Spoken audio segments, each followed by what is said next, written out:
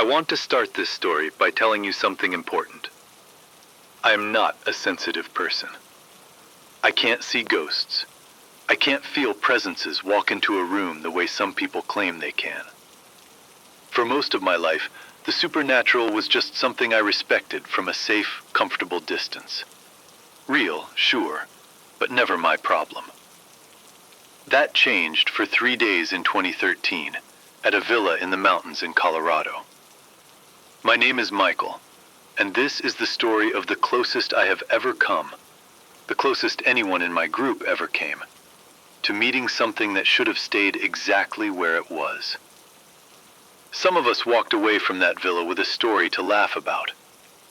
One of us walked away with something he still won't fully talk about to this day. By the end of this video, you'll understand why. Back in 2013, I was working a corporate job in New York, and our company organized a team-building retreat. 3 days, 2 nights, at a private villa up in Colorado.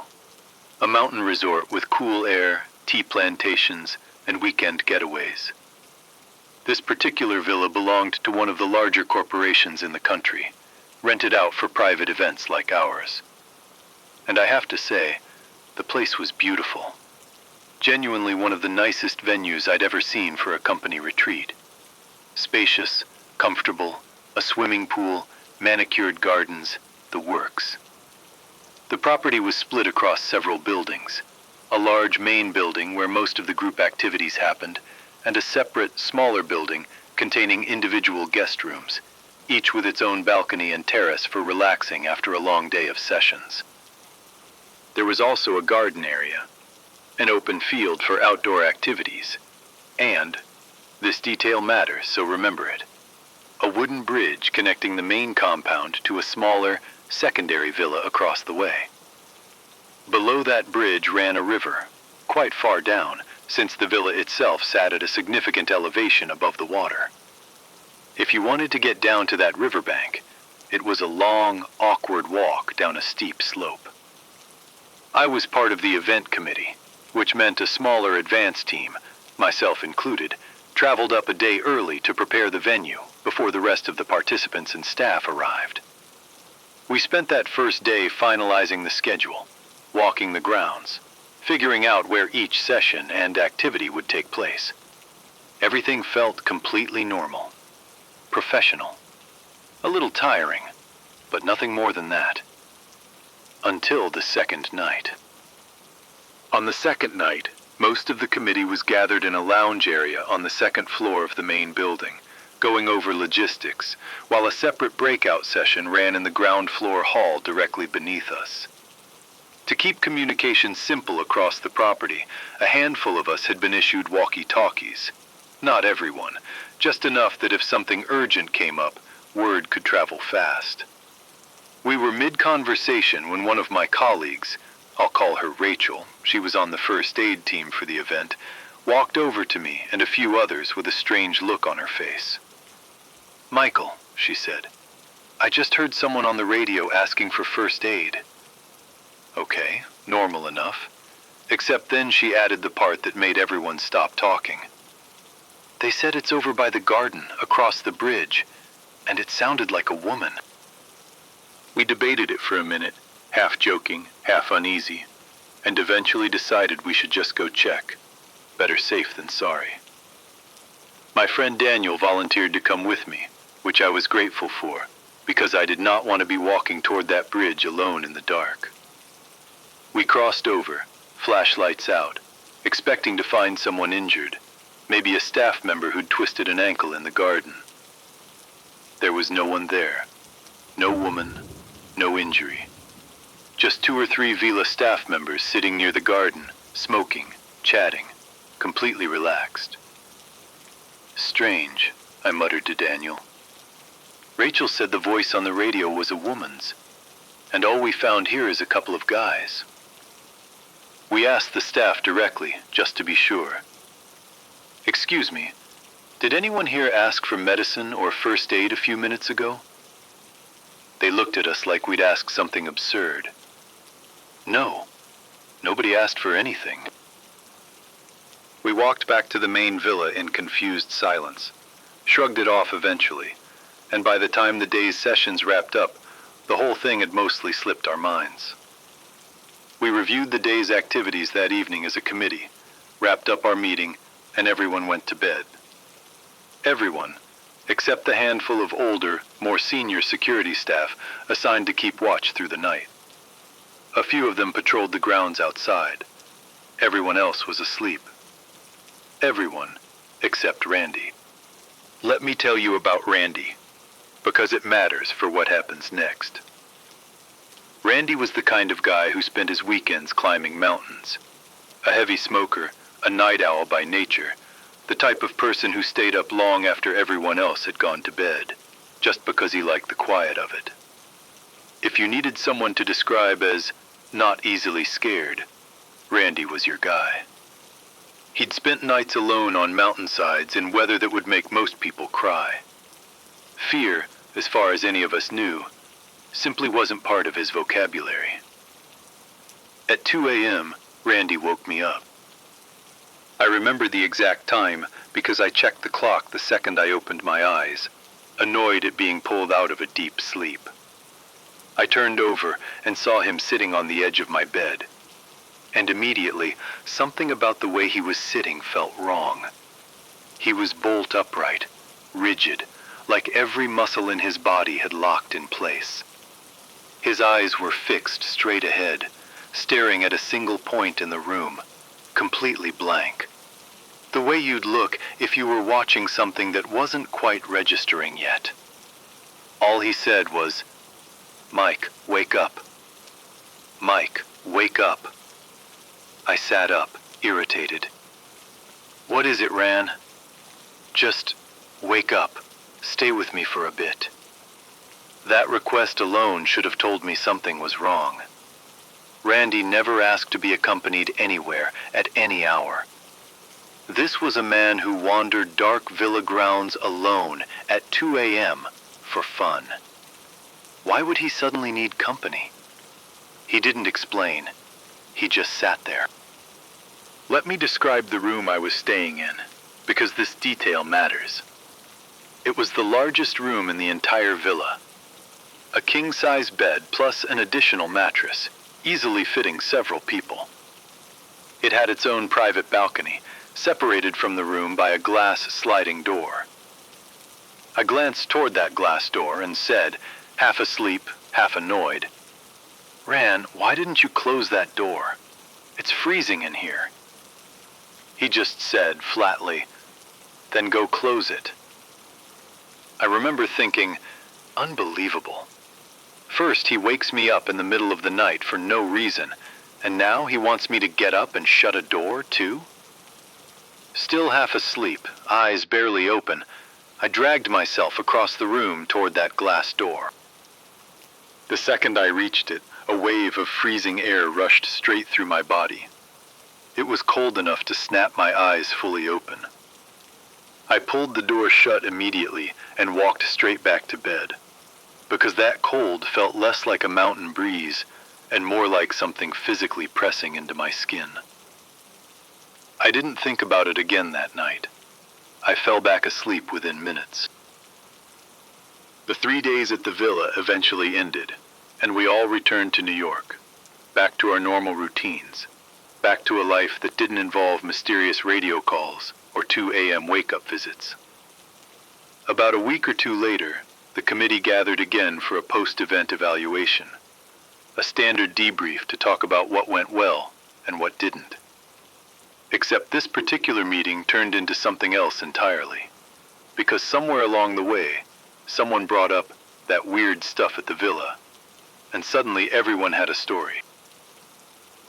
One of my coworkers said he'd seen a woman climbing up onto the roof of the smaller villa in broad daylight, not doing maintenance, not fixing anything, just climbing, and then simply not being there when he looked again. Someone else mentioned an old local rumor about the river running beneath that bridge, that years earlier, during a season of unusually strong currents, someone had drowned in it. Nobody could confirm exactly who or when, but the story had apparently circulated among the villa's staff for years. That detail landed heavier than anyone expected. Because if a woman really had drowned in that river below the bridge, decades ago, in a current strong enough to pull her under, then suddenly, a woman's voice calling for help, from the exact area across that same bridge, didn't sound like a prank radio call anymore. It sounded like something else entirely, trying to get someone's attention. Maybe trying to lead someone toward the water. Maybe just repeating the last words she ever said, on a loop, for however many years she'd been down there. And then someone brought up the sword. Apparently the advance team, the same small group I'd been part of, who arrived a day early, had found a small ceremonial sword or blade tucked inside a wardrobe in one of the villa rooms during our first day of setup. A few of the guys, bored and killing time, had taken it out just to mess around with it, swinging it casually like kids playing pretend, laughing about it, before eventually putting it back where they found it. Here's the detail that made the whole room go quiet. After that, the wardrobe wouldn't open again. Not for the rest of the trip. Multiple people apparently tried. I don't know what that sword actually was, or why it was kept in a guest room wardrobe at a corporate retreat villa in the first place. Maybe it was ceremonial. Maybe it belonged to whoever built the property originally, kept as a family heirloom, or as some kind of protective object nobody bothered explaining to the staff who cleaned the rooms. All I know is that a group of tired, bored 20-somethings had picked it up, played with it like a toy, and put it back. And something in that villa apparently did not appreciate that. That's when I remembered my own night with Randy. I turned to him right there in the meeting. Ran, what actually happened that night you woke me up at 2 a.m.? He got quiet for a second, like he was deciding whether to actually tell it this time. I'd finished walking the grounds by myself, he said. I was heading back to the room to sleep. I opened the door, you know, that little creak it makes, and right after I stepped in, I glanced toward the balcony. He paused. There was a woman there, Mike, looking in at us. Her head was tilted to the side, and her hair, it was long, really long. I asked him what was so strange about that. He looked at me like the answer should have been obvious. Think about it. If your head tilts to the side, gravity pulls your hair down, right? Straight down, toward the floor, no matter how your head is turned. But hers didn't. Her hair followed the angle of her body, tilted the same direction she was tilted, like gravity didn't apply to her at all. We just stood there, staring at each other, for I don't know how long. He said his legs went numb after that. He didn't run, didn't shout. He just walked, stiff-legged, straight to my bed and woke me up. Because he needed another human being in that room with him. Needed a witness. Needed anyone. That's why I made you close the balcony door, he said. I couldn't do it myself. I couldn't turn my back to her again. I sat there completely stunned. I thought back to that freezing gust of air that hit me the second I reached that glass door. The cold I'd chalked up to mountain wind. Randy was telling me that on the other side of that door, mere seconds before I opened it, a woman with impossible hair had been standing there, staring directly into our room. If I'd been even slightly more awake that night, if I'd opened my eyes even a second earlier while crossing that room, she might have been standing directly in front of my face when I reached for that handle. I didn't know what to say. I still don't, honestly, all these years later. I've turned that trip over in my head more times than I can count since then. A voice on the radio, calling for help from a place no living person could have been calling from. Right across a bridge, above a river where, according to local rumor, a woman drowned years before any of us were born. A sword, taken from a wardrobe and treated like a toy. And a wardrobe that refused to open again for the rest of our stay. And a woman, standing on a balcony at 2 a.m., whose hair defied the one rule hair is supposed to follow. I don't know if all three of those things are connected. Maybe they're three separate presences that happen to share the same patch of mountainside. Maybe they're the same thing, wearing different masks on different nights. I genuinely don't know, and honestly, some part of me has never wanted to dig deeper into it than that. What I do know is this. We finished the retreat, packed up, and drove back down the mountain to New York. And none of us ever went back to that villa again. As far as I know, the company stopped renting it out for events not long after. I never found out why. That's the closest I have ever personally come to a genuine, undeniable encounter. Close enough that if a handful of small decisions had gone differently that night, it might not have been Randy standing face to face with her. It might have been me. If there's one thing I hope you take away from this story, it's this. Respect what you can't see. Don't mess with things you find in strange places, even if they look harmless. Even if it seems like a joke at the time.